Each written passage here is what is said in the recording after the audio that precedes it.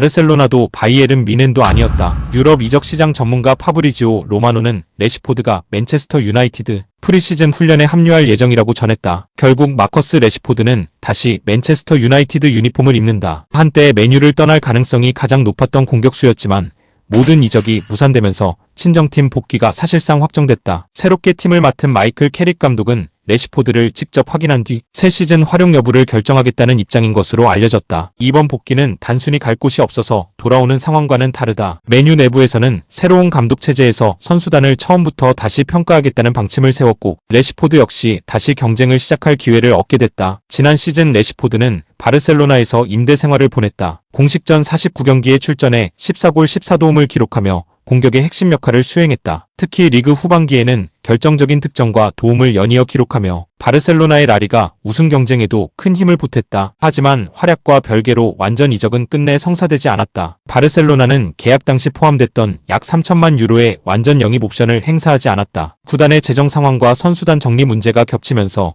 레시포드 영입은 우선순위에서 밀렸다. 이후 바이에른 뮌헨이 관심을 보였고 토트넘 역시 영입 가능성을 검토했다. 그러나 높은 연봉과 이적료가 걸림돌이 되면서 협상은 모두 결렬됐다. 튀르키예 명문 구단들의 제안도 있었지만 레시포드는 유럽 빅리그에서 계속 뛰기를 원했고 변방 리그 이적은 고려하지 않은 것으로 전해졌다. 결국 선택지는 자연스럽게 맨유 복귀로 좁혀졌다. 레시포드는 맨유 유소년 아카데미 출신이다. 2016년 1군 데뷔 이후 줄곧 맨유에서 성장하며 팀의 상징적인 선수 가운데 한 명으로 자리 잡았다. 맨유 통산 400경기 이상을 뛰며 수많은 골을 기록했고 유럽 대항전과 FA컵, 리그컵 등 굵직한 무대에서도 활약했다. 특히 2022에서 23 시즌에는 공식전 30골을 터뜨리며 커리어 최고의 시즌을 보내기도 했다. 하지만 이후 부상과 부진이 겹치면서 경기력이 떨어졌고 결국 임대라는 선택을 하게 됐다. 새로운 시즌은 레시포드에게도 중요한 분기점이다. 마이클 캐릭 감독은 부임 이후 특정 선수에게 특혜를 주지 않겠다는 원칙을 세운 것으로 알려졌다. 기존 주전 여부와 관계없이 모든 선수를 동일한 기준에서 평가하겠다는 것이다. 레시포드 역시 예외가 아니다. 프리시즌에서 경기력과 컨디션을 증명해야만 다시 주전 경쟁에 나설 수 있다. 공격진 경쟁도 치열하다. 맨유는 새로운 공격 자원 영입을 추진하고 있으며 기존 공격수들도 모두 새 감독 체제에서 살아남기 위해 경쟁을 준비하고 있다. 레시포드가 다시 왼쪽 측면의 핵심 자리를 차지할 수 있을지 아니면 또 다른 도전을 준비하게 될지는 프리시즌 성과에 달려있다. 현지 팬들의 반응도 엇갈린다. 일부 팬들은 레시포드는 여전히 맨유에서 가장 위협적인 공격수라며 재기를 기대하고 있다. 반면 또 다른 팬들은 기회를 이미 충분히 받았다. 이제는 확실한 모습을 보여줘야 한다며